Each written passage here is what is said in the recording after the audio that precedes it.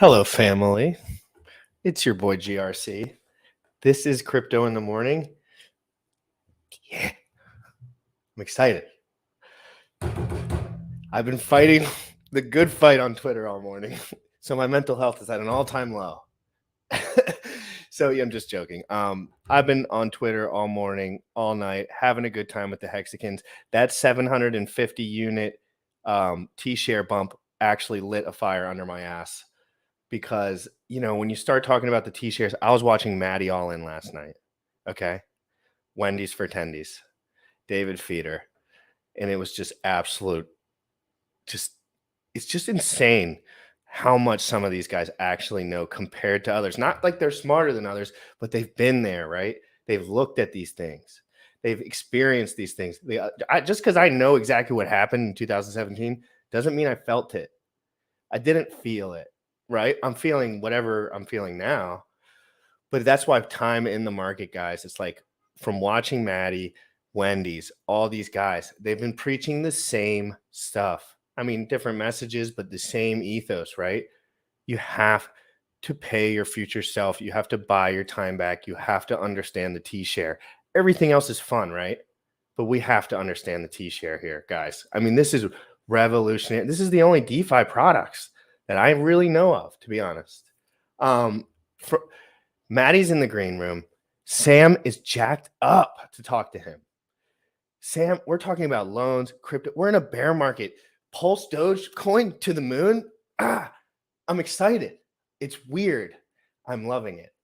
Okay, guys. In 2 minutes and 2 seconds, we'll be back. Why don't you enjoy this little bit of Hex song? Why don't you pop a stake in there, 555, while you wait? Boom. Bullish. Are you pressing the button? Young folks, you dripping on them motherfucker. Richard Heart. Richard Heart. Bought my Hex from the fucking start. Point one every day we mark. Bought my Hex from the fucking start. Sacrificing all this bread like I'm Richard Heart. Got paid on big payday and I had a hit restart. Now I'm checking on my pulse just to check my heart. Bought my Hex from the fucking start. Sacrificing all this bread like I'm Richard Heart. Got paid on big payday and I had a hit restart. Now I'm checking on my pulse just to check my heart. Checking my MetaMask moving. Look at the Hex, he is mooning. Looking at wives they be choosing. Peter is why they be losing. Pro chains out, now get me a check. He's gas up and it got me a mess. Remember the times he died collect. Hex I me eating, I'm dying in the best. Getting this back like a year ago. Getting this post, I ain't letting go. Swerving the ring like a Lambo. Getting this back like a year ago. Getting this post, I ain't letting go. Swerving the ring like a Lambo. Bought my Hex from the fucking start. Sacrificing all this bread like I'm Richard Heart. Got paid on big payday and I had a hit restart. Now I'm checking on my pulse just to check my heart. Bought my Hex from the fucking start. Sacrificing all this bread like I'm Richard Heart. Got paid on big payday and I had a hit restart. Now I'm checking on my pulse just to check my heart. Richard Heart. Richard Heart. Richard Heart. Richard Heart.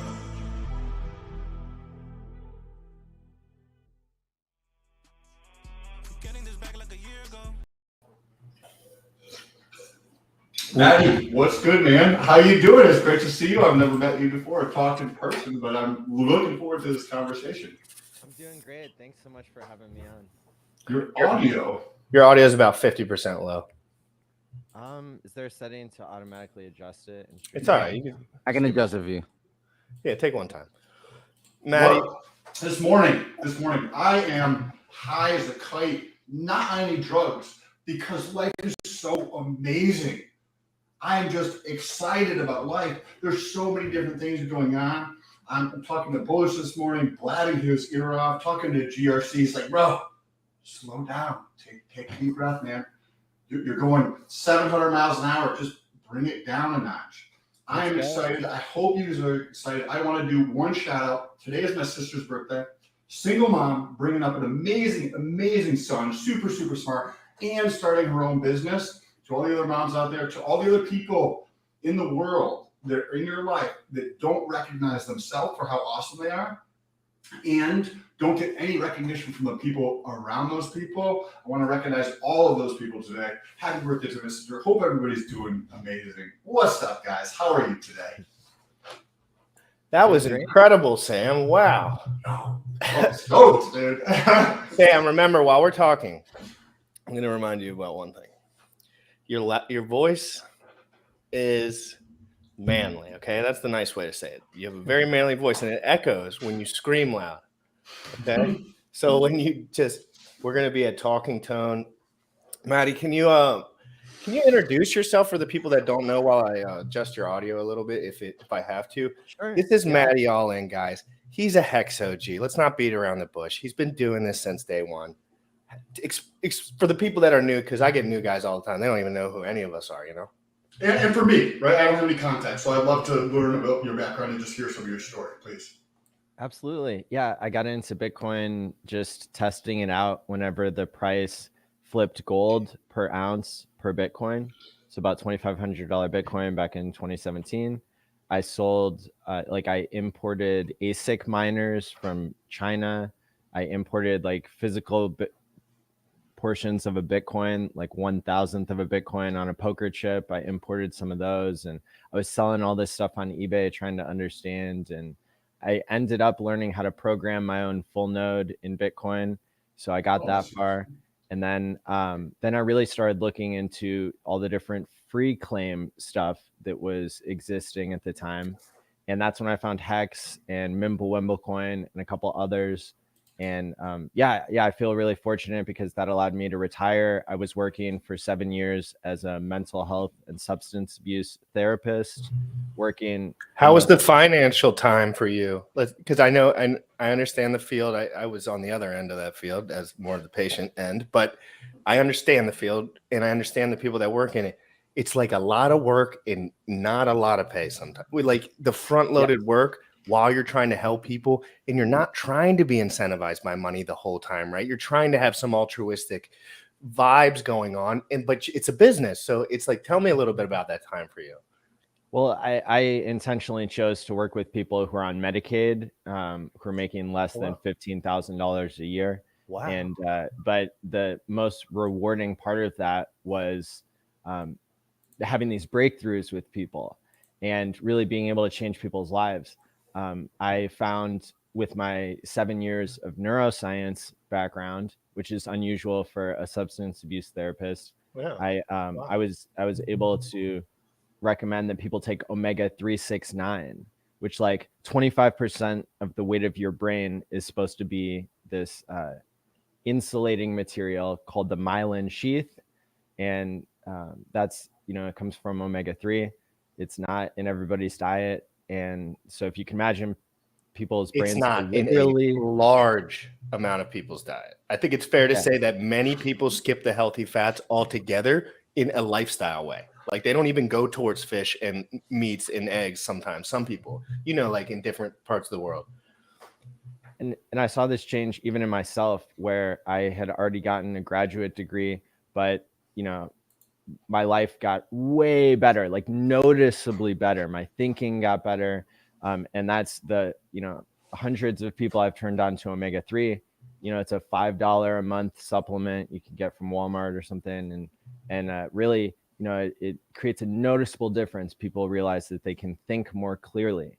And so anyway, like I found it extremely rewarding to be a substance abuse therapist, but it didn't pay very well. And that's why I feel really lucky that I got to become a millionaire in Hex. It retired me. Now, I was lucky enough to come into Hex early, and I decided to host the first Hex conference online. And that, is super well received by the community. We had like 40 or 50 YouTubers at the time. Fair to say another thing that doesn't pay so well, like you're kind of putting yourself in front of the fire, right? Like in V1, it definitely. Right, but he's like, but it's like you are making that's kind of something you do, and you're like, you get a lot of fucking shit talk. We all do. It's like you can't even stop it. But at the end of the day, most of the stuff you do is generally like on the helping end of things. Like it's not like, you do the conferences. Like that's not mandatory in any way, shape, or form. Like it doesn't have to be done. But you want to bring people together, and you think that there's reason to do so. So you like, it's kind of seems like sticks with your ethos a little bit. Absolutely. And I see what you guys are doing, and it's the same thing that I did, is cross promotion. That's the number one skill I had as a streamer and still do today. Because it does bring people together, and our community, I think, is different because we're all time locked together. It's crazy. It really changes people's behavior when they have certain people, places, and things. So as YouTubers, we are part of the audiences, people, places, and things that they wouldn't necessarily have access to just by the people they happen to meet in their lives. So. And that piece of what is so under talked about or underappreciated, undervalued, because everybody's heard the cliche to like increase your net worth, you got to increase your net work, right? And when you tie yourself to other people that are ambitious in self-development, like whether it is in a financial perspective, because financial literacy is not like you have it or you don't have it. It's a journey that never stops. The same thing with relationships, intimate friends, family, etc. The same thing in regards to one's physical and mental health. And when you tie yourself to those type of people, the other like cliche that comes to mind is you're the average in all ways of the 5 people that you're around. And that doesn't just mean like, hey, I'm physically next to this person. It's what are you feeding this, right? So if you're feeding this information with those characteristics, people that are trying to strive to be better, educate themselves, help the community, provide value to their relationships, improve their physical health, improve their mental health. You are feeding yourself those really positive things that are going to really, like, that's why I say it's underappreciated, because in 2, 3, 4, 5 years of this perpetual like aggregation of just marginal gains, they just add up a little bit over time of feeding plus adoption curve. When you add the adoption curve rates to other technologies to that, you can't fathom. It's unfathomable. People say like, my friend, this guy has $100 million, so there's no way that it could 10x from here. It's like, oh my God, you're stupid. It doesn't. You have to think bigger. We're 3.3% of the population is using crypto. If you look at any technology curve, we will be at way far higher than 50% within 5-6 years. And these numbers will no longer be in the realm. You won't remember today. You won't be like, oh, dude, we never thought. It'll just be the reality. And the people that just chose to have T-shares, it's that serious. Maddie, can you, I don't know if you've seen this, like what we've been talking about. I brought it up to GRC. He's like, oh, this makes 100% sense. And now we're bringing it up to the audience. Show him your little, like the adoption curve, like charts you like to bring up. And I want to hear your thoughts on this, man, because somebody I think had mentioned you talk about game theory and things along those lines. So I'd be curious to get your thoughts on something like this. Yeah, while you're pulling that up, seeing Kareem, Wendy's, I know y'all weren't live at the same time, but like the whole, oh my God, I was getting like flashbacks from right when I started, right? Like, oh my God, what are these guys talking about? It's so crazy. Like, there's no way. But I still feel the same way about it. I'm like, these guys are ahead of the game. Like, they get it, and you can learn from them instead of acting like you're smarter than everyone. Because it's not about being smart. It's about having experience. I know people have experience, and I ask them for help. I never ask them their IQ or their school grades. I'm like, you've been here, and you're still here. Like, please help me. And it's like guys like Maddie, Wendy's, like they're always there to help every single time. So yeah, I've been doing a show for 78 weeks now straight, every Tuesday and Thursday. And the Tuesday show is the most popular. That's it was Quant Gang for a year with Kareem in Wales, and we streamed on average 4 hours every Tuesday. And then now in the past 3 months, it's been David Feeder and I doing that show with lots of special guests. And so I don't like to tell everyone about that show because I like to keep it to myself. Okay, you know, like at nighttime when I'm winding down, I'm like, I hope people just go to bed. All right, let me stay up for this, you know, because they say some things like if you really watch Sam at night when you're not paying attention, and you know, it's just normal talk to them, but the insightful things that can change your dynamic about the way you think about T-shares, like when you really learn the push-pull system of the T-share, and I want to get into that later. I want to pick Maddie's brain a little bit, and he's fully loaded because he's been streaming and like with all these guys, and I think you've been really active lately. It's been really fun to watch.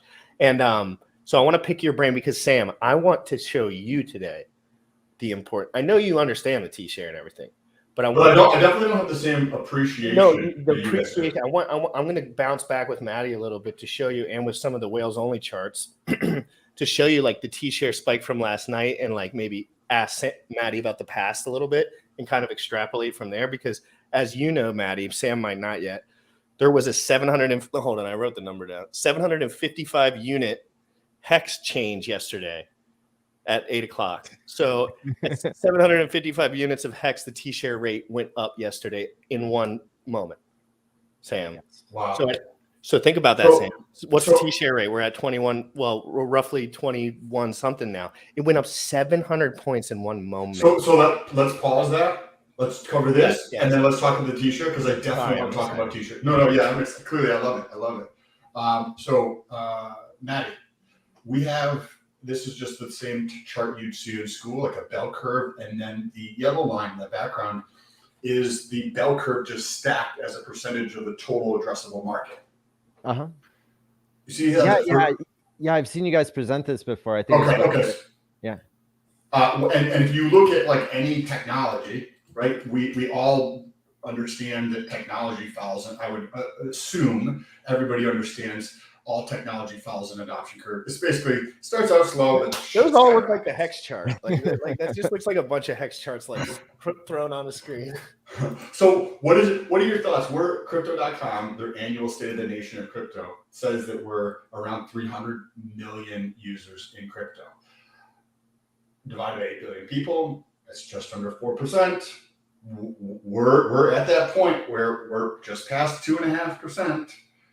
The numbers tripled for 2021 from 100 million to 300 million users. Like, we are about to enter ballistic mode. Like, you know those shows where like we're getting into warp speed, and then everybody's right, and they have this like slow motion scene where like people are pushed back into the chairs. That is going to be how I feel. That is how the next 5 years is going to feel to a lot of people because they don't understand exponentials. Right. And I would love to hear your thoughts about all of this kind of stuff, adoption and all that kind of stuff. Yeah. You know, there have been inventions over time, you know, that they didn't reach their ultimate use case until long after they were invented. So believe it or not, according to the Smithsonian Institute, the wheel was invented multiple hundreds of years before it was ever used for transportation. So if people had these pottery wheels and they used it for pottery, but that's not the ultimate use case for a wheel, right? The ultimate use case is transportation.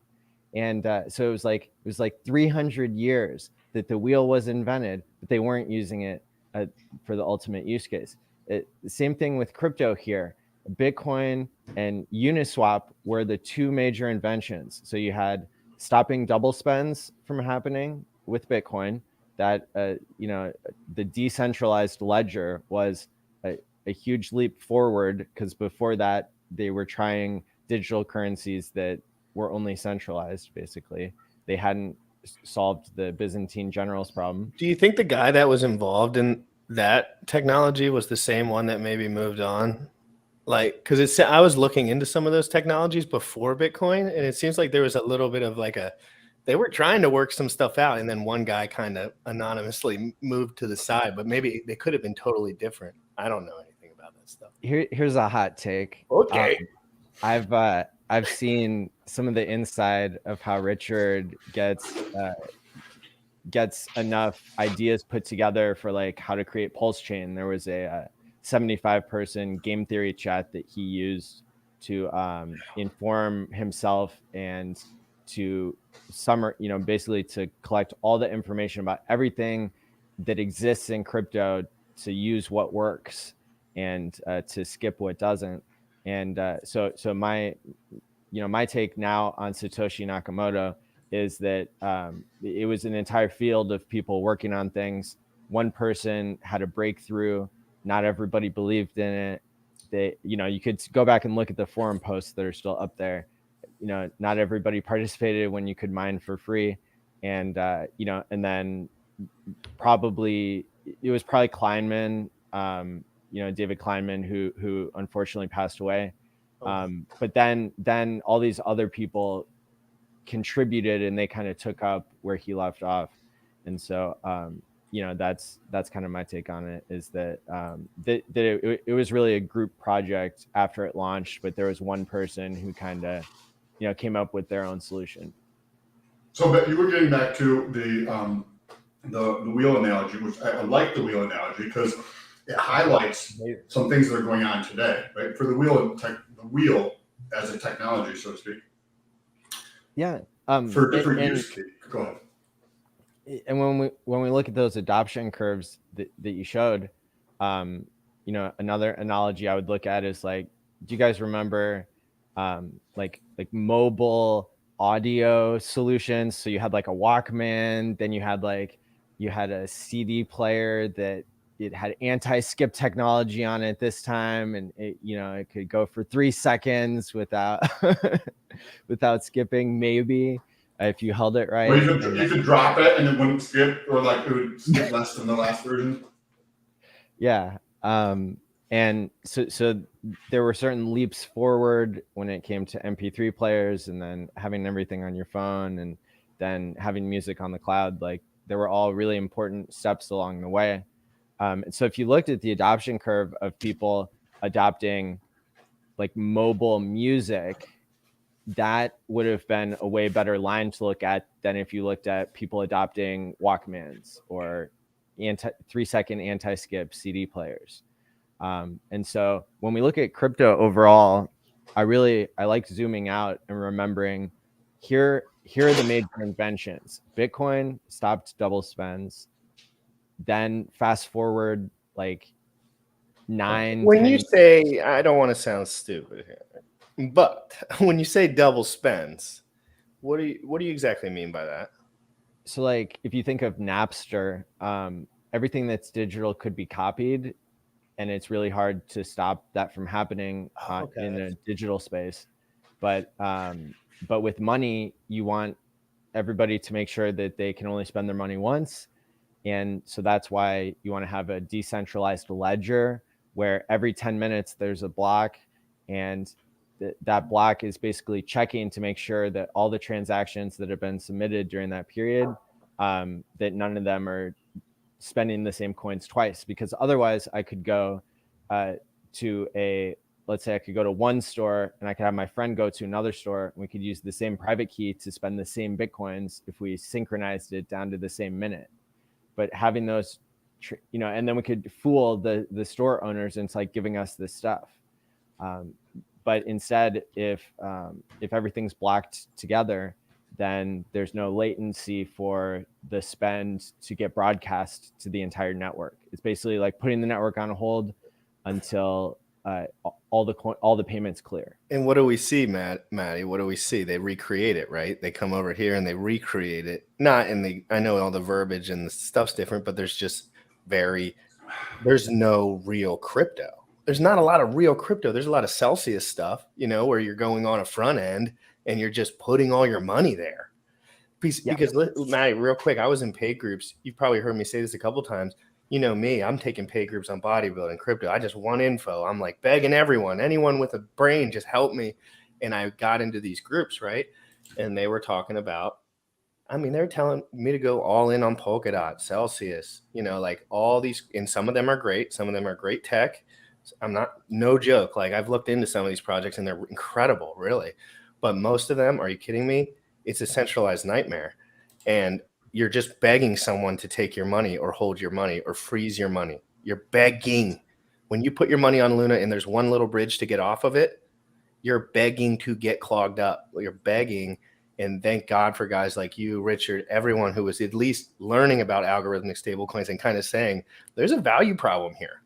Like there, you know, and because you guys were calling this shit out, it maybe not directly because no one really knew, but like the Hex community does dig into other projects for sure. And that's something I really appreciate about all you guys. Interesting points. I wanted to let Maddie finish the. I think you were trying to get to a larger point with the innovation of double spend and then the innovation of decentralized exchanges. Absolutely. And so like the next major invention that we saw after Bitcoin in the crypto space is Uniswap, which is it's a smart contract that allows people to have a decentralized exchange, which it would have been built into Bitcoin if it existed probably at the time. But, you know, this stuff has to kind of build on top of each other and attract talent that doesn't get recruited away to make, you know, some scam coin or something. And so anyway, like, yeah, Uniswap, you know, they gave out the answer for free. And so it's not just the coin itself, like the coin was kind of duct taped on, but just Uniswap, like the technology, that was the first instance that we saw of a decentralized exchange occurring. And so all of a sudden, crypto people didn't have to go beg centralized exchanges to like verify their identity and play nicely with their bank and all these other things. I mean, you still have to do that to some extent to get into the ecosystem, but then the ecosystem can be more independent of the banking sector. And so that was the next invention. And then around the same time, Hex was invented. And so this was about 2.5 years ago.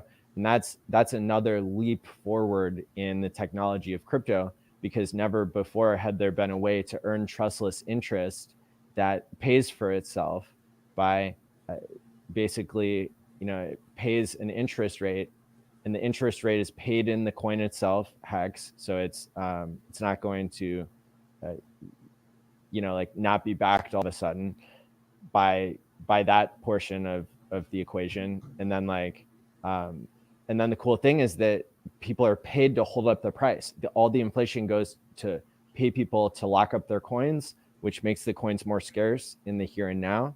And so the people who are not locking their coins are getting a good deal because they can sell the coins at any time. They're not giving up their right to sell. And we see that happening where people take profits. The people who are locking up their coins are probably getting the best deal of all because they're getting all the new coins that are generated by the system. And the people who are staying liquid and not locking their coins, they're paying this inflation rate to the stakers. And so that's a major leap forward. And then Pulse Chain is going to be the next leap forward in the technology. Right now, there are only 50,000 people probably who are staking in Hex. I know the number says like closer to 100,000, but a lot of us have multiple wallets and stuff. And so that's 100,000 unique staking addresses, right? I think it says 120 roughly, right? I think. Yeah. That's like all time. But if you look at the stakes that are still in there, it's like 98 or 99,000. Good point. Question. So Maddie, it sounds like by starting with the analogy of a wheel, right, and talking about how you saw the adoption with that in terms of your education, and then thinking about the broader music development that you don't seem to, at least that's the inference I'm getting, you don't seem to think that crypto is going to follow as quick of an adoption curve as I may see it, right? Like if you look, I've run the numbers based upon 50% of the growth rate that happened in 2021, and given the previous like experience I've had with like Tesla and watching them play out, I fully expect around 50% of the world population, which sounds absolutely ridiculous at this moment in time, but the same thing is going to happen with automobiles. Like around 90% of automobiles will all be EVs by 2030, and people don't realize it. That's just what it is. So by 2026, 2027, on my estimates, reducing the growth rate of what took place in the previous year, we should be around 50% of world population in crypto or owning crypto by 2026, 2027. And that's my thought process on it. But it seems like, based upon what you were saying, that seems aggressive in your mind. And I'm curious. Well, it's even a better situation, because, in my opinion, because it depends what we define as crypto. If we define crypto as Ethereum, which is inflationary, Bitcoin, which stopped developing itself and didn't ever get decentralized swapping. When you say it like that, Maddie, when you say it like that, it hurts. There are only 50,000 people in real crypto right now. Wow. And, so the upside is insane, because it's people who are staking. Did you guys know that that Hex is actually a special type of fork of Bitcoin? So Hex is what's called a UTXO fork of Bitcoin.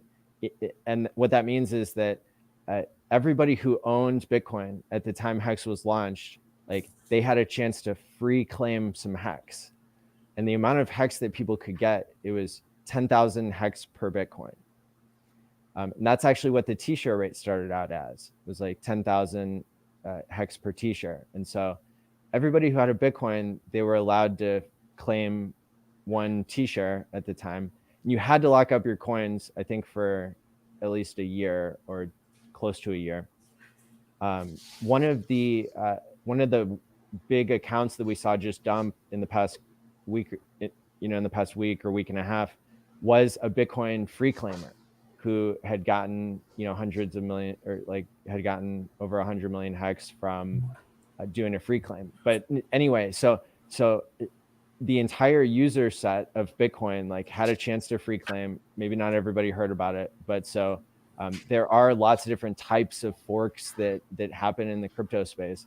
But it's kind of interesting to put that into perspective, that of everybody who was in crypto in the beginning, they all had a chance to get free coins, and then those coins, that's Hex. And now they shit on it. That's all I'll say. Now they shit on it. If you take more of the traditional or broader view of the definition of crypto, meaning any crypto, Bitcoin or any altcoin, and even things like Celsius, right, which is not we wouldn't define as we'd be oh, there's a scam, right? In terms of that.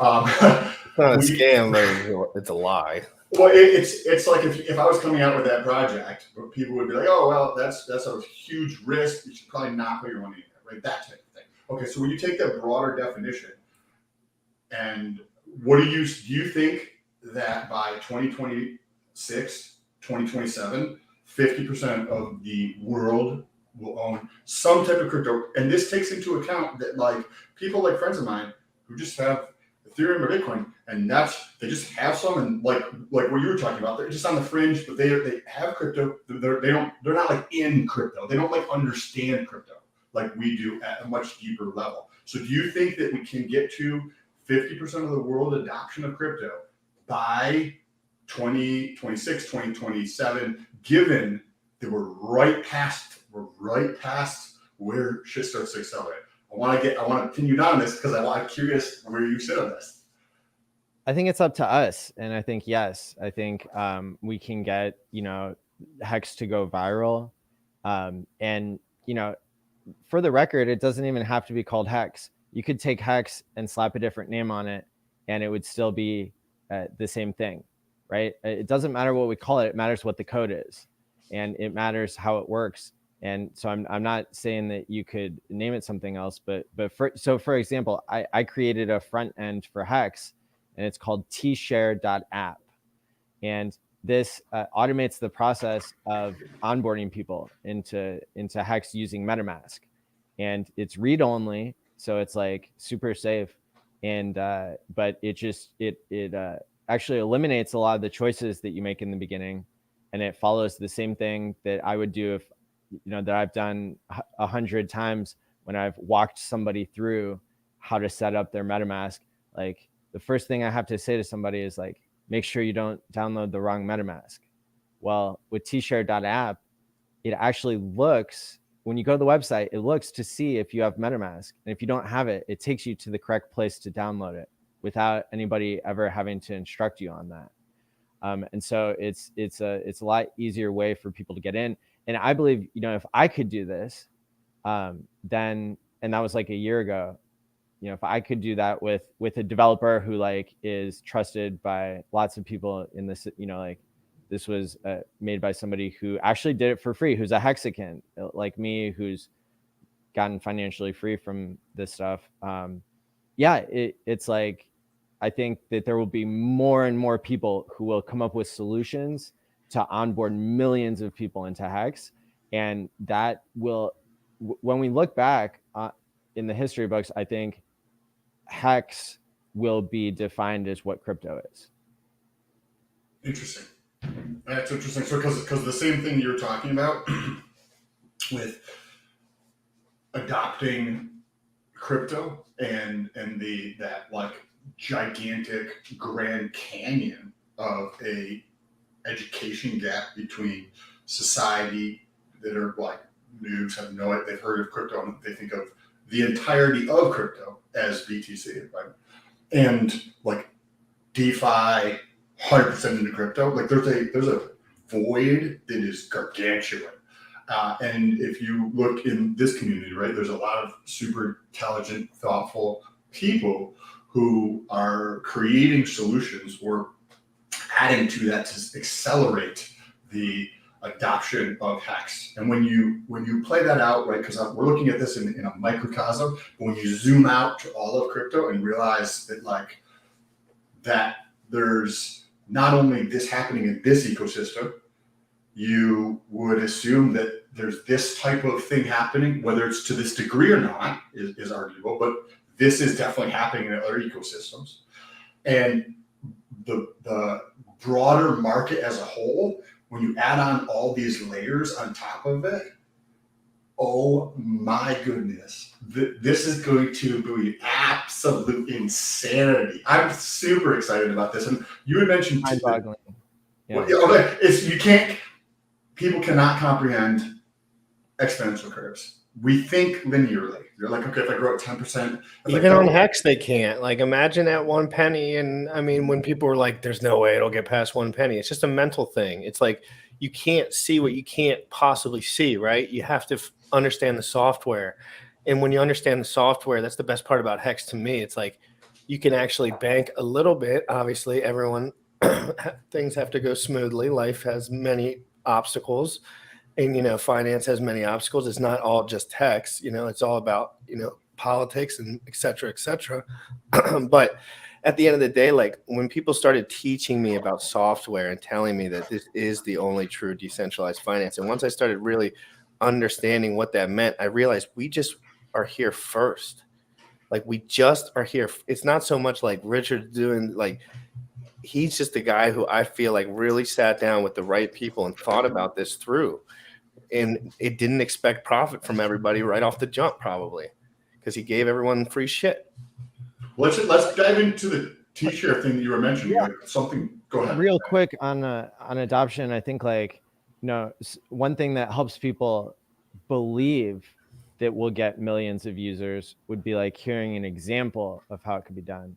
Like, so do either of you guys have TikTok? Yes, sir. I haven't messed around with it very much, but like, is there a way to DM people on there? Yes, sir. No. There is. You can DM people, but you don't get the messages unless you're both following each other. True. Okay. Yes.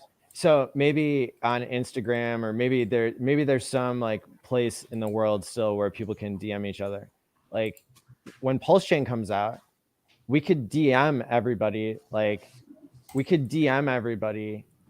5 shares, not like 5 t-shirts, but like 5 shares. Like everybody in the world could get 5 Hex shares, probably with like, what if I have 1 t-share and I wrap that and I send people these 12 words that they need to plug it in. Like, you know, we could have millions of users simply by that, right? So I think it's mind-boggling. Can I real quick, people think GRC hasn't been at this. Guys, let's go to my first TikTok real quick. Just remind people what I was doing. What's up, guys? Crypto just here. You're muted. The thing's muted. We can't hear the sound or whatever. Himself. Here's how it works. Anyway, I gotta show you guys some data because Maddie brought this up in terms of TikTok. I noticed. I like to look at that thing's still playing in the background. I like to look at the macro data a lot of the times too, because then I can kind of spot trends, say before the people do. And back in, I think it was the second half of 2019, I noticed that with TikTok. And I use Google Trends often, like it's something that I bring up in videos often because it's a powerful tool that I don't think a lot of people use. And this is what I saw, and now this is a couple years later. So this is YouTube search volume. Wow. The second largest search volume, second largest search engine in the world. I saw this happening right at this point. This is when I was paying attention to it, and I was like, "Holy shit, this is going to continue." Now, a couple of years later, this is relative to Instagram and Facebook. TikTok, I saw this happening. This is when at one point I was getting 5 million views per month on TikTok because I was like, "Oh shit, this thing's popping and nobody's paying attention to this stuff." So it's an interesting point. But TikTok is literally like the only thing about TikTok that I hate, and like my last video on TikTok got 175,000 views, and I didn't even know that until I just opened it up. Literally, congrats, man. That's like literally, I knew it was like 75,000 when I last opened it up. It's got 105 shares. It's of RH though. It was him talking about Allin and what he was doing within the Dogecoin, like kind of just like his little back and forth with that, and it caught on. You know, for anyone, a little tip here. For anyone that wants to do a TikTok or anything, if you do your content, like I do my content, I just do my bodybuilding stuff, my hex takes, yada, yada, yada. And then when Richard does a live stream, I take one clip from it, just one clip while I'm watching, because I'll just be watching, right? And I'll just take one clip I like, I'll post it to there, I'll just close the app, and then I will go back to watching Richard. And he has a very sticky TikTok algorithm, whatever, like his stuff just flies through there like crazy, man, because Richard is real. Like he has real followers. Like Richard has real people that he's touched and changed. So when you post stuff that he's done, it gets real engagement, you know, really gets sent around. So if anyone wants to hack their TikTok a little bit to get way more views, you can still post your content on the regular, but then just throw in a little RH. It doesn't matter. We all love RH. I love RH. I love his takes, and throw one up there. It'll help your channel, and then it'll help you spread the word easier as well. And Instagram, guys, everyone get on Instagram. My Instagram has been absolutely popping lately, guys. I'm taking over Instagram. I don't care what anyone says. Richard's been retweeting me on there like crazy, so people have just been flooding into my followers. It's making me pumped up, guys. Instagram's really cool because you can just take literally, Maddie, I get the neighbor kid to come out here. I give him $20. I'm like, can you take pictures of me with this shield and this shirt on for 5 minutes? And I post it, and it goes crazy. It's just the little things, right? Just take 1 second, take a nice picture with a nice phone and a nice shirt on, and post it. Let the people see it with a nice Hex t-shirt on or whatever brand you're on, guys. People love to see your face. I tell Sam all this all the time. Take a nice smiling picture with your girlfriend or your fan or whatever. Maybe you don't want to dox yourself, of course, but like take some nice pictures of what you're doing in real life. People like to see it. We're normal people, right? We all just have normal lives. I go to the gym after this, then I'll go tanning, and then I'll be back to work, you know, like, so I think, guys, as we move forward in crypto, like we already took over Twitter. We're going to take over everything else. It's just, we could speed it up if you guys help me out a little bit. I completely agree. And we've looked at I've looked at the hashtag data on TikTok, Twitter, and Instagram, and Instagram is definitely lagging, which means that that's an opportunity for the crypto community as a whole to expand, specifically like Pulse Chain, Pulse X, Hacks, and then when the wallet comes out, like all that to expand onto there, could really start to like have a bigger impact bringing on the Instagram, right? If it works on these other platforms, it just needs to have that creative, resourceful take to be applied to Instagram so that it can also work on Instagram. Let's get into the T-share. Yeah, so Sam, as we go, I want you to ask questions. I'm going to read through this. I did a lot of this research last night, so I'm pretty up to par on it. And I love T-shares, and I'm obsessed with T-shares. So I don't need convincing of anything, but I love to show people the real value of crypto, right? Like what everything's sitting in your account. I promise you'll sell it. I promise you after a couple years, you'll sell it. I'm not saying you can't sell it, but like, just know what's in your account. Some things will start mooning. Hex will start going, things happen all the time. Your brain will start working. And you don't want that brain working. You want it to stop working. You want to go to the gym or read a book or something. Like because like even stuff like Pulse Dogecoin, perfect example. I claimed my free Pulse Dogecoin. I was really happy about my free Pulse Dogecoin. I'll say that at the top of the hills because I love. Hey. I'm in the Pulse Dogecoin chat room, and I'm in the Pulse. And Gunther's coming on tomorrow with Hodprill and Pulse Dogecoin, and we're going to talk some Pulse Dogecoin game theory, and we're going to have a little bit of fun. We're just going to have a little bit of fun, kick back a little bit. But in general, people see something like that. Sam, a free Pulse Doge has gone up hundreds of % in the last 3 weeks. What do people think? They get nervous. They want a FOMO. If you have liquid hex, I guarantee there's people that have swapped it in there. I'm not saying that's a bad idea or a good idea, but I'm saying staking is key for guys like me. For guys like me, staking is key because I have 60% of my wealth staked out. You know what I mean? I can't play with it.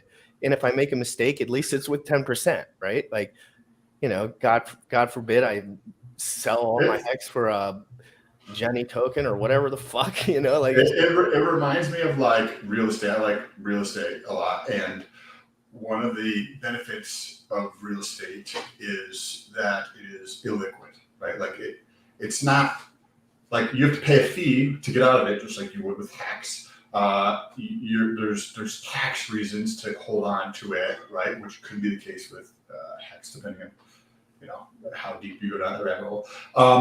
And it's like the real estate where you can earn something on a regular basis, and it forces you to hold shit for longer, where you can capture that appreciation, right, on the asset, the real estate going up. It's just that real estate, right, in 5 years might have had a triple, right? So you go 5 years to triple, yay, cool, right? Well, in crypto, you can have 3x in a matter of 5 months or like 2 days.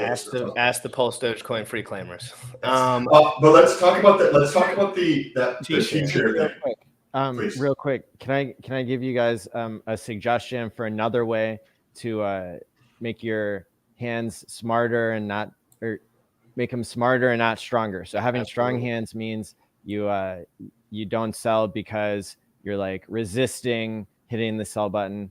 But smart hands is like with hex, you're time locking. That's pretty easy. But what about for these other coins that if, let's say, Pulse Dogecoin, I have no idea what it will do, but let's say it went to $1,000, it'd be really hard to not sell that all at once.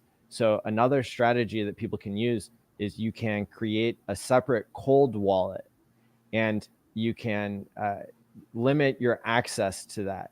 So one thing you could do, and you guys can look this up to really understand it, but there's something, and this is good for security as well, to use something called Shamir's secret sharing method.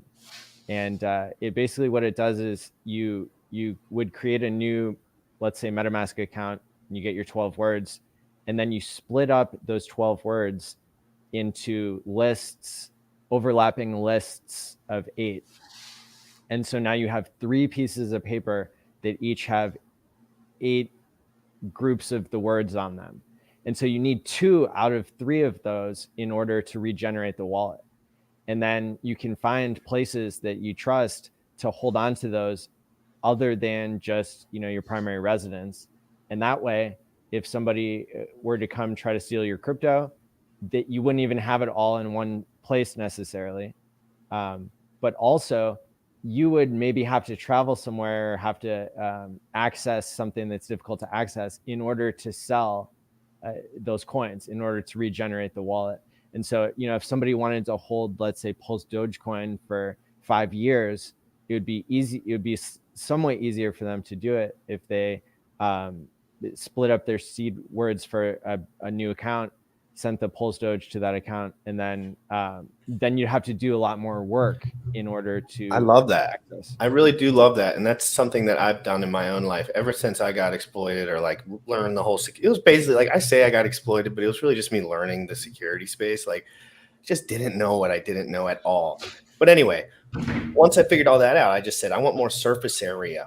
I said I can handle 5 ledgers or whatever, but like I want to make sure that my attack vectors are 20% at least. Like I do 2 or 3 stakes per account per Trezor, and I just move on. And that's just personally for me.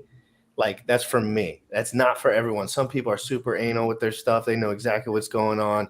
They got a Tornado Cash working. Where I'm at right now, I just want a little more surface area. I have a couple computers now. I have a couple different things now. Okay. I'm not perfect, but I'm spread out a little bit. Right. And then people have seen some of my addresses, which is totally cool. Like, I know it's not optimal, but like, it's whatever. I didn't know what I didn't know in the beginning. Right. And, it's okay. I moved on. I have those stakes still. They're still protected. They're still fine, but I do have other accounts too. So my mental health has changed because really it's scary. People don't understand how scary it is plugging in your Trezor for the first time, moving some crypto around. So, Maddie, come on. I know you were shaking in your boots the first time you had to move some crypto around in a big volume when you were like, oh boy, like I got to get my security right, or whatever it was for you at the time. Everyone goes through this. It's part of being successful. You have to be doing the things that bother other people. What do most people usually do? Nothing. They move on. They don't get the Trezor. They don't watch Maddie's streams. They just move on.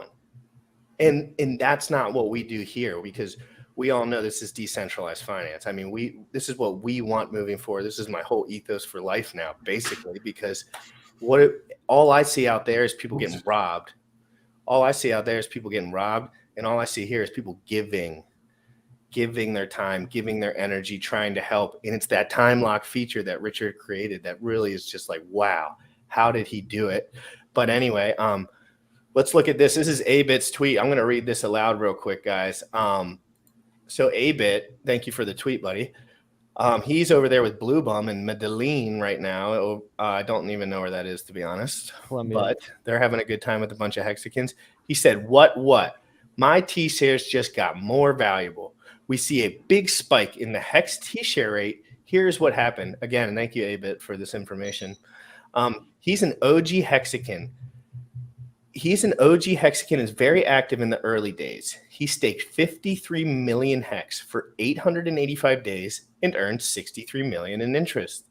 This makes a 49.7 APY in Hex. Nice, bro. Shows all the math right here. If anyone wants to look back at this, I'm going to keep scrolling down. By the end of this stake, he burned 7,880 T-shares. Now the Hex smart contract moved up the T-share rate 756 Hex. What? I wrote 55. So he could restake for the amount of time and get more T-shares than he had before. Sam, remember when we talked about this ratcheting feature that we were kind of getting a little confused about? Let's clear that up a little bit in a minute here. So what did he do? He has 2 pending stakes, 29 upcoming stakes, 26 ended stakes. He left 1 million Hex liquid and restaked for 30 days and 4 days. So it's basically just showing, and what I was kind of trying to emphasize here, Sam, is remember we talked about when that rate actually increases and why? It's kind of hard to put your finger on if you're new to Hex, like including myself. But it's like just correct me if I'm wrong, Maddie. If a stake that would restake and get the same or more T-shares, the rate automatically ratchets to make it not that amount. Correct. So it's just literally if the volume goes over that number, that is when the rate adjusts. His stake, from my understanding of reading the tweets, so this dude's stake, he staked 900 days ago roughly, just came out. So relative to all the stakes that were coming out at that time, he earned 50%. So that was the highest ROI for the day. So because that was the highest ROI that was coming due, then it's like, oh, this person cannot restake and earn the same rate. So it's like, this shit's got to go up. So that's where we see that spike in the T-share rate. And if you do the math, just super casually, you're like, okay, 7,000, 3,880 T-shares, on average 6 hex per day. That's 47,000 hex per day at 8 cents. That's $3,800 a day, right? 3,800, 10 days around $37,000, right? There's some people out there that have 10,000 plus T-shares, and they're earning $5,000 a day, like just sitting on their butt, not doing anything. Maddie, what are your thoughts about like the T-share rate and like nice quick math, as they say over in Quant Gang, quick maths. If people go back and look at like the very early streams of Quant Gang, so good. You know, I actually kind of had the honor of it, you know, explaining to Wales like why a T-share was valuable. I mean, he was new at the time, and you know, then he went on to like create charts and graphs and like, you know, be in some ways like more of a guru than I am on T-shares. And at the same time, like the actual math behind a T-share, you know, is you can go look it up. If you go to allmylinks.com/allin, I have linked there to two different. I'll post that at the bottom. It's got two different explanations of breaking down what the lines of code are in Hex. And so that was written by Dev Kyle, and then another one was written by Nerd Girl, which is like the layman's guide, which is not very layman-y. It's like super complex. But what I'll say also is that on the specific calculation, and then we can get into like what my take is, that the specific calculation, this is one of the few things ever that Richard Hart actually misspoke on once. He misspoke on how the T-share rate is calculated. And it was, you know, it was like in the early days of Hex and everything. And he had been deciding on like different ways to design the system and had like just forgotten basically the final decision that he had made.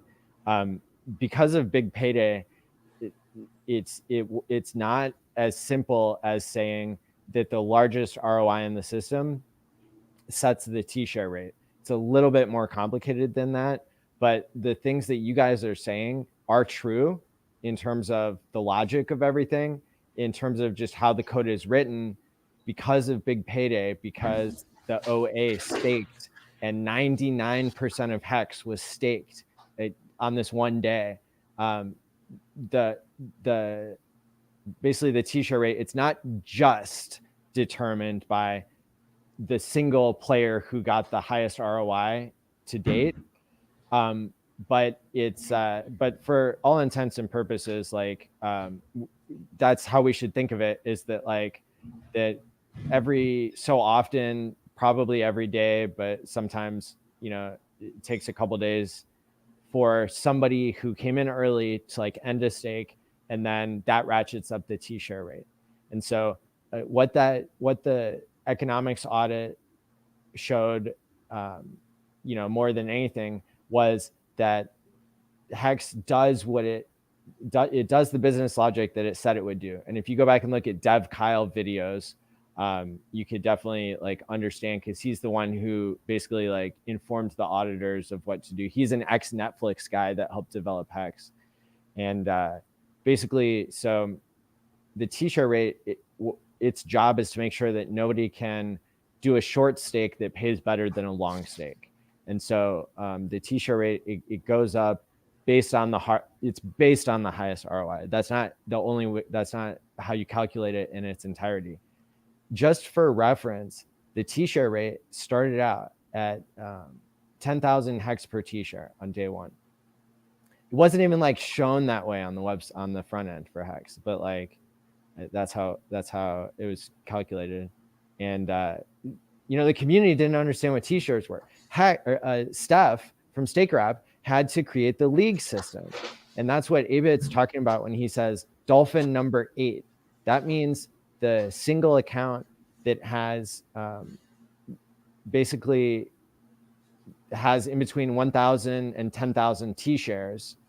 That creates the league of Dolphin, and it goes whale, shark, dolphin, and then they switched up the names from the early days, but it's like a crab and a turtle now and different things. But so Yeah. Basically, you get paid out each day based on how many t-shirts you have, and then the number of t-shirts.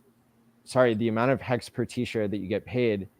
That's dynamic. And so if you go to hexdailystats.com, it shows you for every day in the system how much the t-shirt payout has been.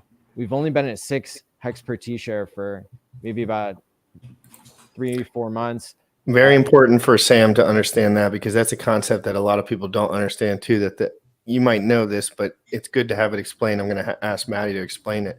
The payout per t-shirt rate goes up over time. Technically, I guess it could technically not go up at some point, maybe, but that would be in the future, I think, if I think about that. Dynamic.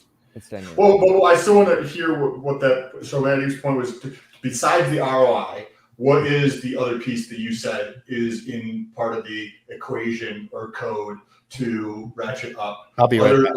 Other than ROI. Here's like, because it's computer code that like guarantees a mathematical proof. Like, the best way to think about it is that whatever the t-share rate is, that's compared to what it started at, that's the highest ROI that somebody's gotten in the system.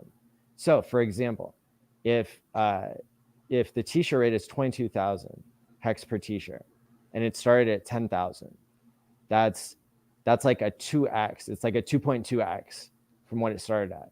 So the greatest amount of interest that any stake has earned has not been above 2.2x.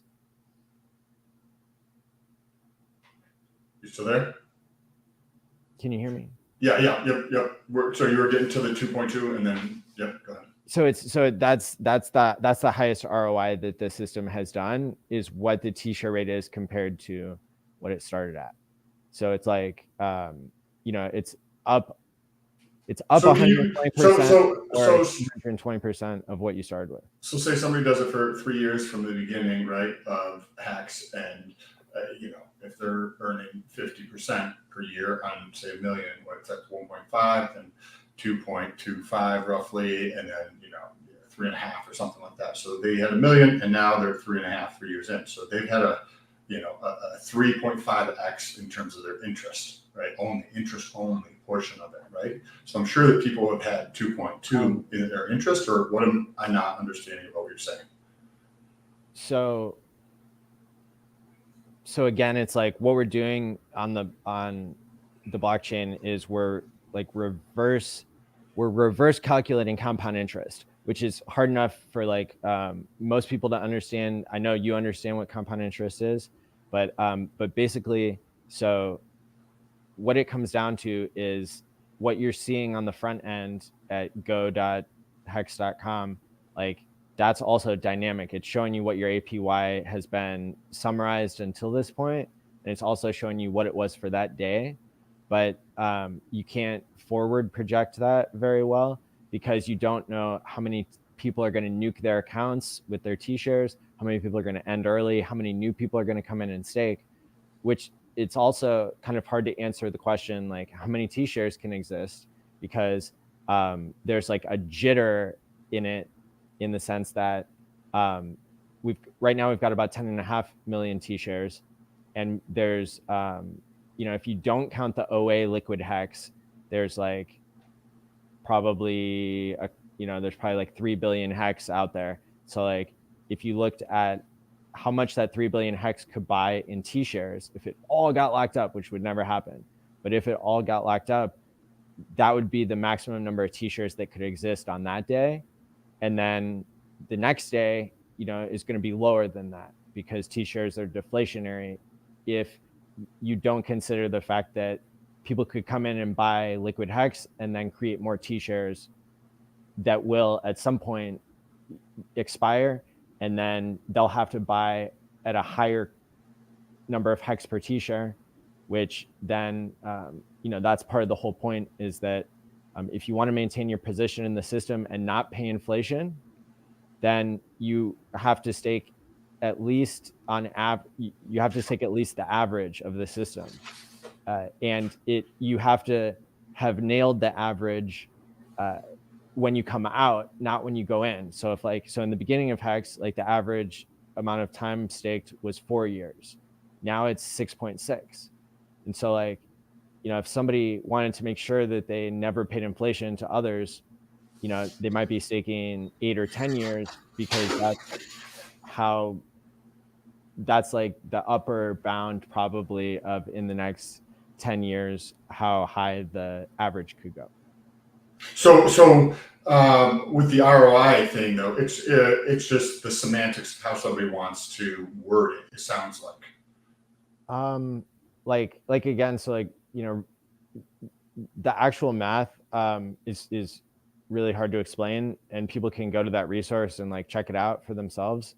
But it's, in the end, it's inaccurate to say that like the highest ROI that the system has ever seen sets the t-shirt rate, because the OA would have gotten that, and then the t-shirt rate would have never increased after that. So there was an adjustment made to like basically scale it in to where basically the OA could not rebuy T-shares. You know, basically it meant that like Big Payday had to pay out a little bit less, and that the T-share rate ratcheted up a lot on that one day. But I mean, some people were thinking that the T-share rate would ratchet up like 5x on that day, and it didn't, because we're at a 2.2x right now of what it started at. So anyway, like again, like to kind of just keep things simple, you always know whatever the T-share rate has grown to compared to its starting point, that's the highest ROI that somebody has seen in the system. So right now the highest ROI is like basically a 2.2. 2.2 relative to what? What do you mean reference? In Hex terms. So somebody got 10,000 X and they've seen a 2.2.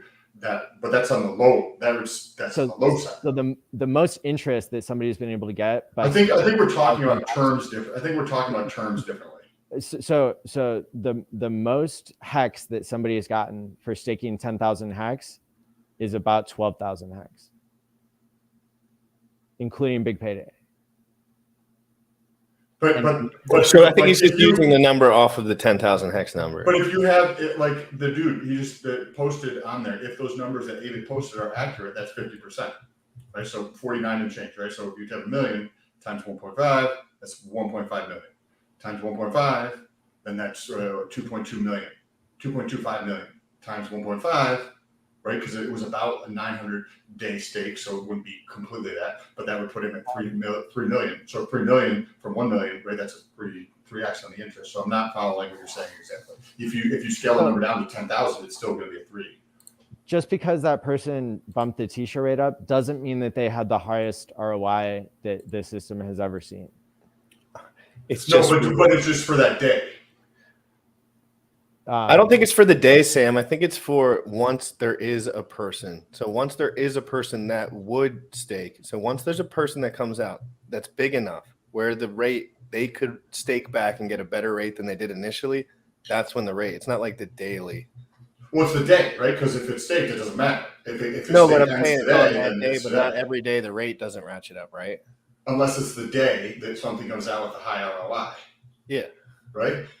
Mm-hmm. So you want an equation that will tell you, so you can say like, here's this stake that I see, like this is how much the T-share rate is going to go up on this day.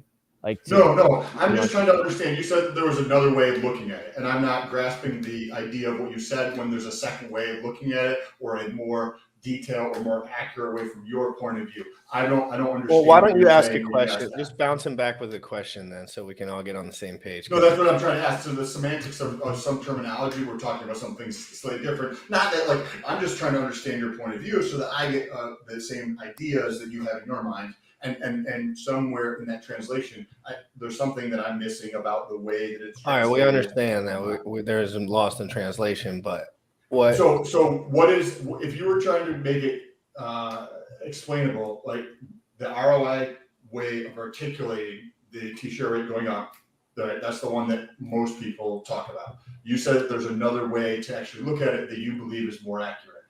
How do you define that other way of being more accurate than using ROI? So the way that the contract computes it is by knowing the information on every stake in the system. And so if I was programming something, which I'm not, like I'm a self-taught programmer that knows very little about programming, I went to somebody who's genius level, to get tshare.app created. And go.tshare.app, by the way, is like, that'll tell you more information than StakerApp will about your stakes. And you don't have to be using it in order to just look up your information. Thank you. But basically, like, that's where I get lost, is that it's hard for me to like conceptualize like knowing all the information about every stake, because it's the system in its entirety that determines all of these like different metrics that determine how much the t-shirt rate is going to go up today. And so, while we can explain it in this way, like that the highest ROI, that basically if you have a higher ROI than anybody else did, that pushes it up. Also, that's not the only thing that pushes it up, because it's also a function of time. So I'm not sure we're going to get more clarity on that necessarily, based on how I can explain it. But here's another like cool fact, is that this t-shirt rate that we saw yesterday bump up was like 756 hex.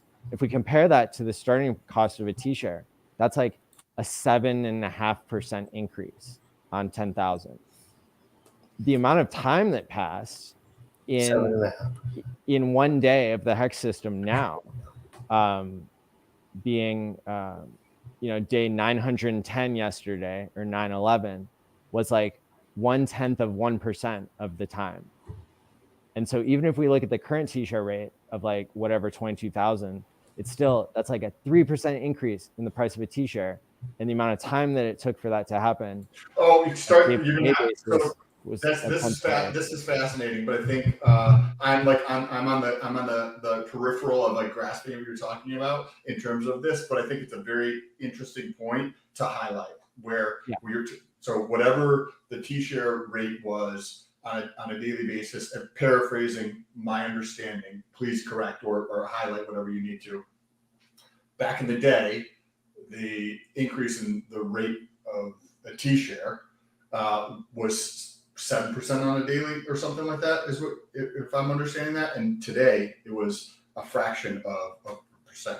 So it went up. It went up compared to the current price. Like 2 days ago compared to yesterday, the t-share cost in hex terms went up 3% about. So a t-shirt got 3% more expensive, whereas it's only gone up ever like 120%, or 220% if you want to look at like the initial investment. But so 120 divided by 910 days is like, on average it's gone up like 0.13% per day. So we're starting to see like moments where the compounded interest is really showing its power.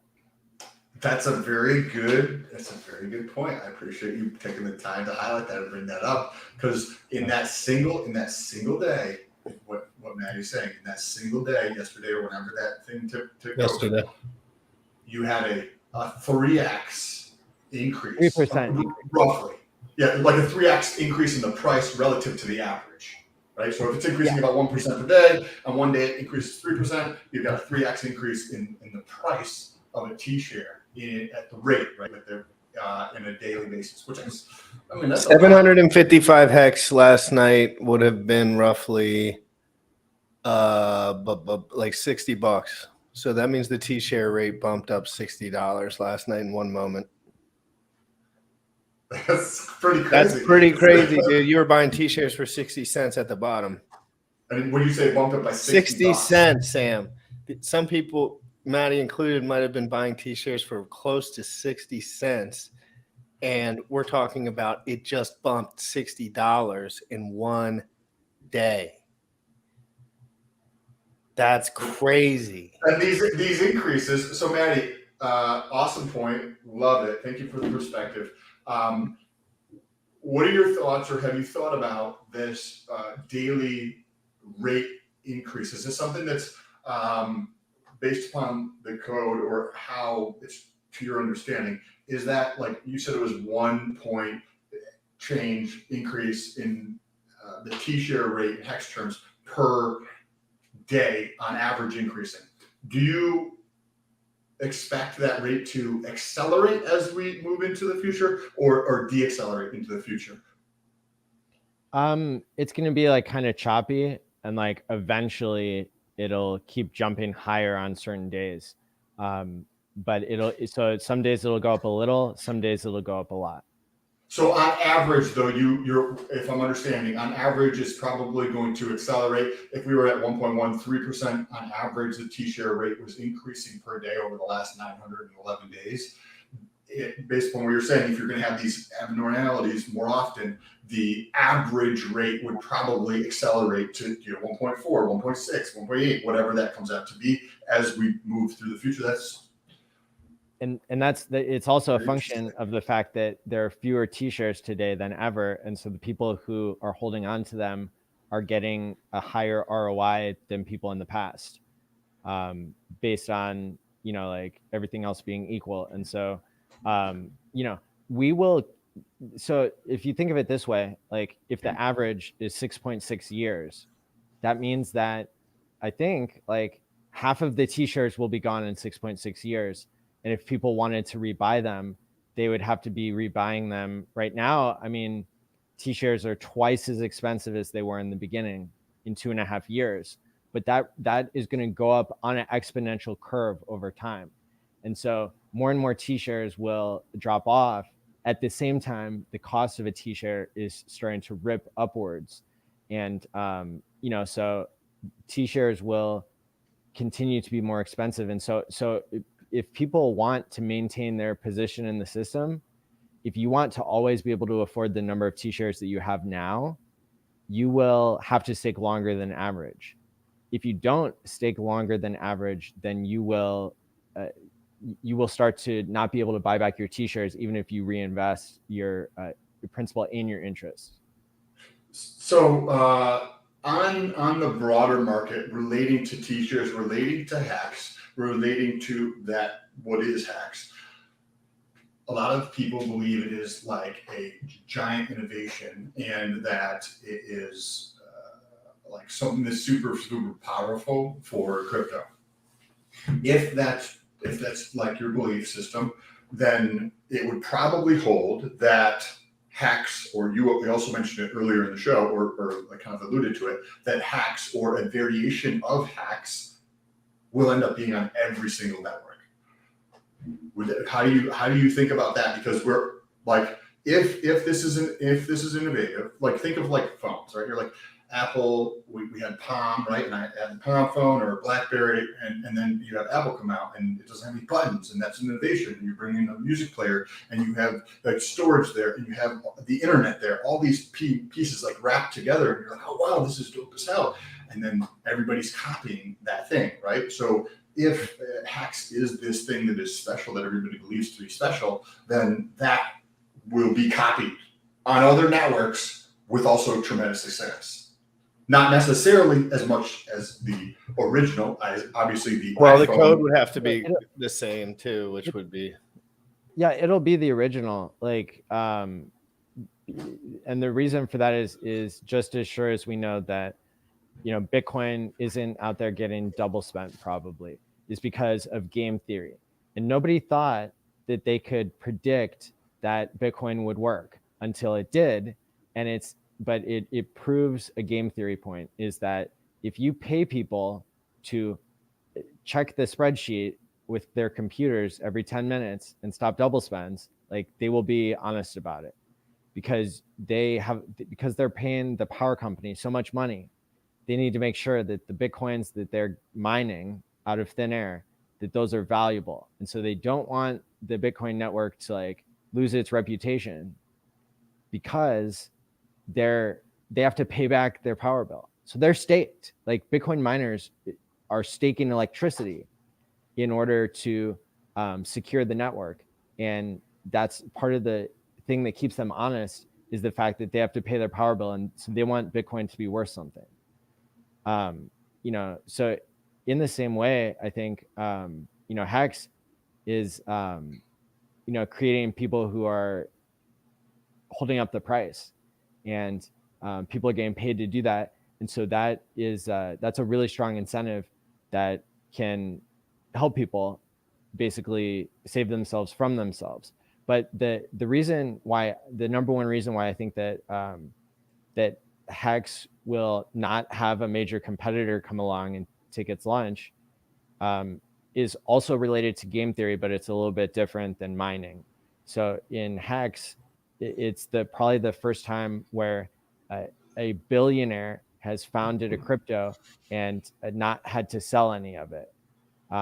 You don't see examples of founders who have billions of dollars in some other asset that they got fair and square, that they're not stealing from somebody.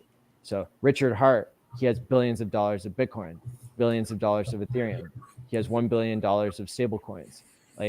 So when he wants to buy things, Jesus Christ, and flex, he doesn't have to sell any Hex. He never has to sell Hex. In fact, what we know is that the origin address, whoever controls it, has bought back so much Hex that they're up to 97% of the liquid supply. So that it's off the market, and game theory tells us that it will never be sold. Because so how much is available then? That makes a very scarce amount of available Hex. 3%. 3%. And so every time the price goes down, you're competing with the OA to buy those coins cheap. But then on the way up, you don't have to compete with the OA to sell, because the OA isn't selling.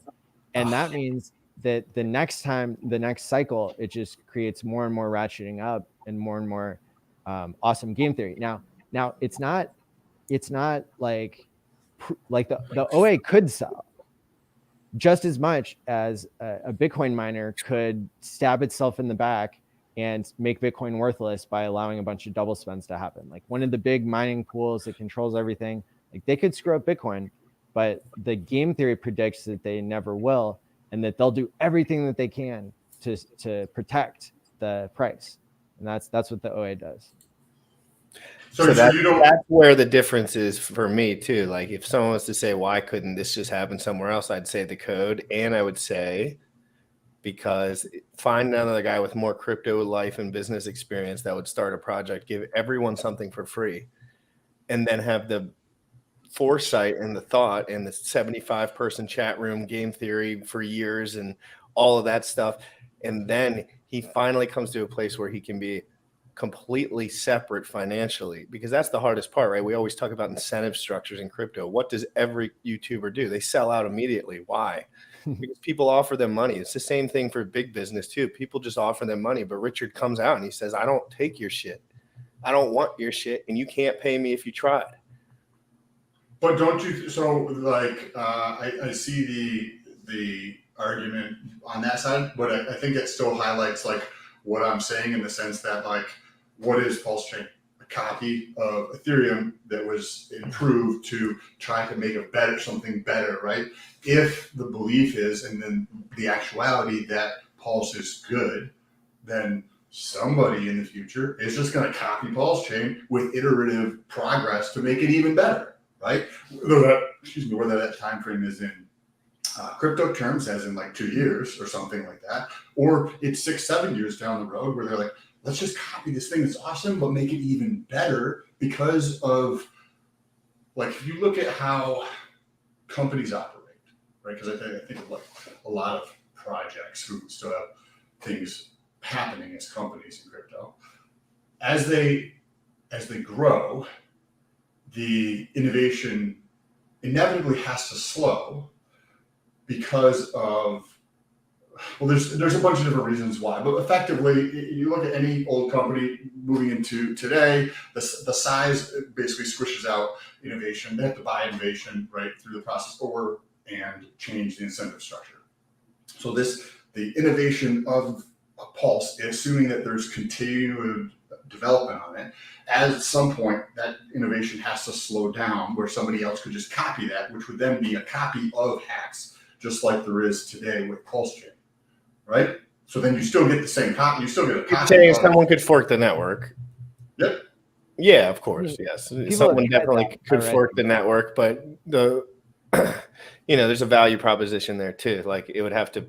We all know at a time, Pulse Chain fees are going to be worse than they are at the start, and that could be 10 years, and that could be 1 year, and that could be 20 years, and it's just again like when you look at Ethereum, there's room. It's just like this is going to be a war of layer ones. There's going to be layer ones everywhere, but it's just again, it's a community consensus thing. You don't see anything like you see in the Hex ecosystem anywhere. No way. I've never seen anything like it. I've never even seen the shit that I'm doing for the Hex ecosystem anywhere else, and I don't even know why I'm doing it. To be honest, half the time I'm like, what? It's just what I like. It just seems the realest shit to me. It's the only thing that is transparent online. I can't find anything else. There's no other person who's going to come along and convince people to give them 1.9 million ETH. Okay, the founder of Ethereum has 0.3 million ETH. Okay, so like nobody is going to come along and get 1.9 million ETH at the absolute bottom when ETH is trading at $100, and then that person is going to hold that ETH, not sell the Hex token that they created, or their copy, and then also not sell the ETH until the very top, and then use that 40x to pump everybody's bags and give away free money like that to people who held Hex in the long term through these 80% dips. Like people could try that and they would fail because they don't have the billions of dollars backing them up, and people get really weak when they suddenly become billionaires, and then they start off with good intentions and then they rug pull because they don't understand their own psychology of getting that rich that fast.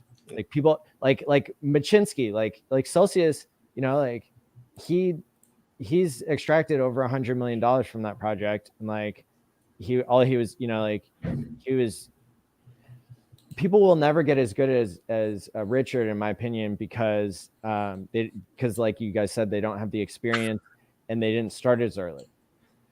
Self-help book, author. I mean, this dude was thinking about stuff before crypto that is applicable into his project.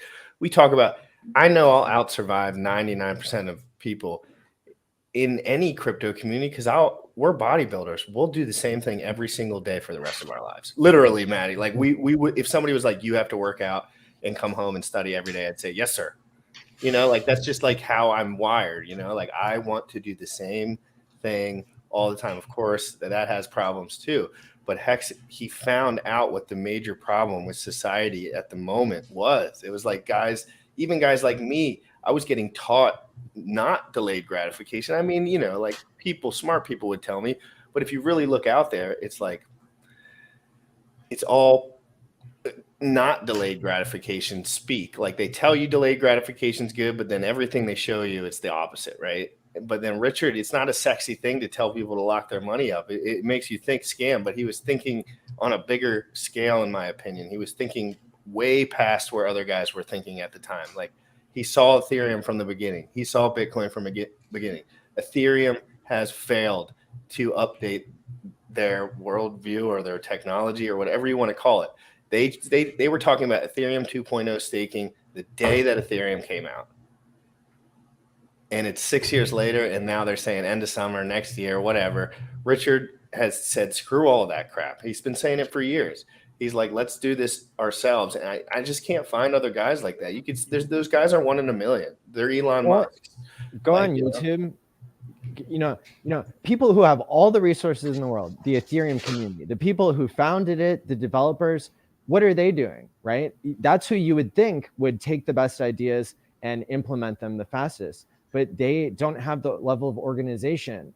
You need the perfect balance between like centralization and decentralization. You need benevolence. You need altruism. These are things that like they only come into existence, through trust, which is we're trying to do something trustless. So it's like a lot of people can't even understand how to compete with Hex. I mean, not even close. And if you guys want to go, every month, the Ethereum Foundation does a live stream with all their devs. You could see how terribly disorganized they are. Vitalik is on there. Everybody looks like shit. Talks about things that don't matter. They're trying to do a merge, which, according to Wendy's for Tennies, who we had on last night, that's going to increase the price of gas with Ethereum 2.0, not decrease it. They've got everything backwards, is because the people who got rich already got rich, and now they aren't incentivized to do any better because they don't have their lives in order, and because they don't have the right incentives in place, because they don't have the right community around them. It's saying something when no group of people has ever locked up money together and then tried to get along like Hexicans have. And I know it's those 3 people out of 3,000 that are like being the loudest, who are starting drama, this and that. Like when I go to Hex meetups, I've hosted, the first mass Hex meetup, 350 people last year in Vegas. We had 500 or 600 people at the Hex conference this past March. And I just met up with people in Chicago here just last weekend. And like the people who drove 3 hours to be there, and they can't, stop glowing about this self-improvement. And that's what you guys are doing. It's very commendable. Thank you. Hey, Maddie, I got to run in a second, GRC, but Maddie, what do you have next? What's the next thing planned for you that you talk about, tell people about? Where can they check you out? Like, how can they get more information? Because I would assume you're probably working on something. It's probably awesome that you should probably tell the community about. So, I've got big things in play that probably are going to blow everybody's mind. But for now, what I can say is, if you're an OG, you can get an education like I am by coming to the advanced chats that we have on Tuesday nights for Game Theory Gang. We've been having the best guests ever on there, and you can learn more there. I'm going to be hosting the first online Pulse conference here in July 14th through 16th, and that's the 1-year anniversary of the Sacrifice date, when Sacrifice started. Even if Pulse Chain isn't live by then, which it might be, but even if it isn't, there's a year's worth of coverage to summarize for people and to make more accessible. And so, that's the next big thing. So how do people get involved? How do they sign up? Like, what do they need to do to go to this Pulse conference? Just go to my YouTube, youtube.com/Matty Allin, MATI all in. Can you share that? I'm pulling it up. Thank you. Go ahead, Matty. Yeah, and so it's going to be a free online conference. I guess I haven't said this yet, but I'll announce it here on this show. Richard Hart is speaking at the online. Oh, we have a premiere here. That's something to look forward to. Everybody always loves to hear Richard, and he always brings his A game to these online conferences. Oh, yes, he does. Yes, he brings his A game. He brings his geopolitical A game a lot of the time, too. And it's fascinating when he gets into it, because when he has a chance to, it's different when he's doing a stream, filling us in, and then he has a minute to just like speak. And when he does, it's interesting. It really is interesting, because he gets into the weeds really quick, and he shows a lot of people just straight up, like, he's so blunt, and it's so different from the way the normal world works that it's like guys like me get it right away. But like, that's the new world. I think, I think the new world is younger guys. Like, I hate to say it, but like my parents aren't adopting Hex very well. Not like I would like, like they have Hex, but they don't want to stake it.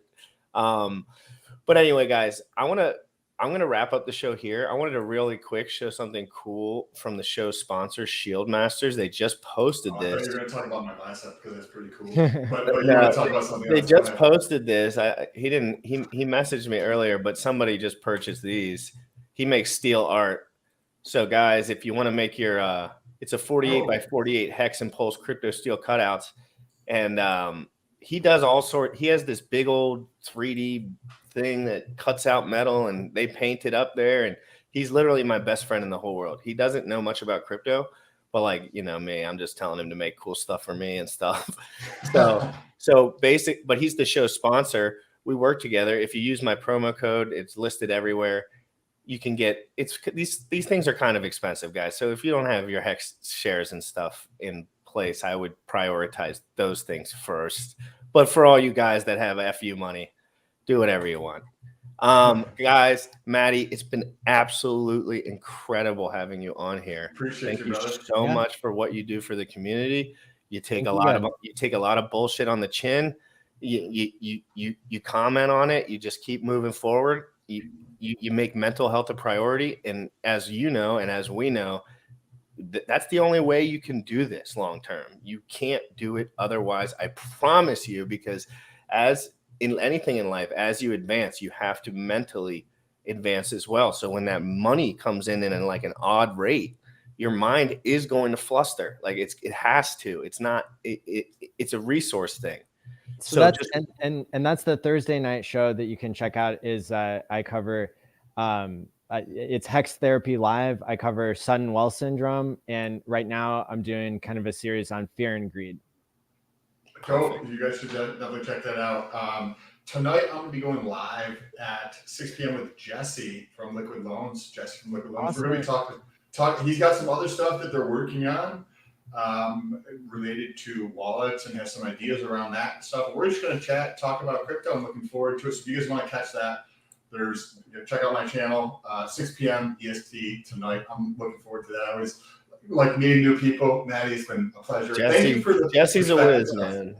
And I'm going on, actually, funny enough, right 3 hours before that, I'm going on the Liquid Loans channel. So I got invited onto the Liquid Loans channel, and me and Matt are going to have a chat for an hour or so. So that's going on at 3 o'clock on the Liquid Loans channel, guys. Everybody, this is Crypto in the Morning.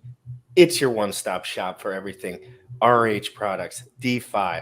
We talk the real shit here. We don't like playing with we are protecting our wealth long term. We are not playing around, okay? We have to protect the people because we don't know what's going to happen in the future. Legislation, guys, let's be serious. Come on, guys, you know what I'm talking about. Guys, every day I'm coming here 11 a.m. I will talk to you soon. Why don't we enjoy this little outro of our man's RH doing a little dance. Young folks, you tripping on them motherfucker. Richard Heart. Richard Heart. Bought my Hex from the fucking start. .1 every day we mark. Bought my Hex from the fucking start. Sacrificing all this bread like I'm Richard Hart. Got paid on big payday and I had a hairy start. Now I'm checking on my pulse just to check my heart. Bought my Hex from the fucking start. Sacrificing all this bread like I'm Richard Hart.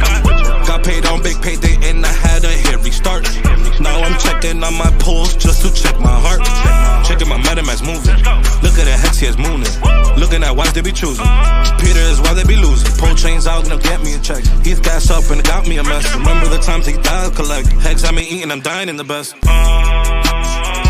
Getting this back like a year ago. Getting this post, I ain't letting go. Swerving the ring like a Lambo. Getting this back like a year ago. Getting this post, I ain't letting go. Swerving the ring like a Lambo. Bought my Hex from the fucking start. Sacrificing all this bread like I'm Richard Hart.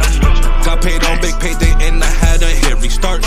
Now I'm checking on my pulse just to check my heart. Bought my Hex from the fucking start. Sacrificing all this bread like I'm Richard Hart. Got paid on big payday and I had a hairy start. Now I'm checking on my pulse just to check my heart.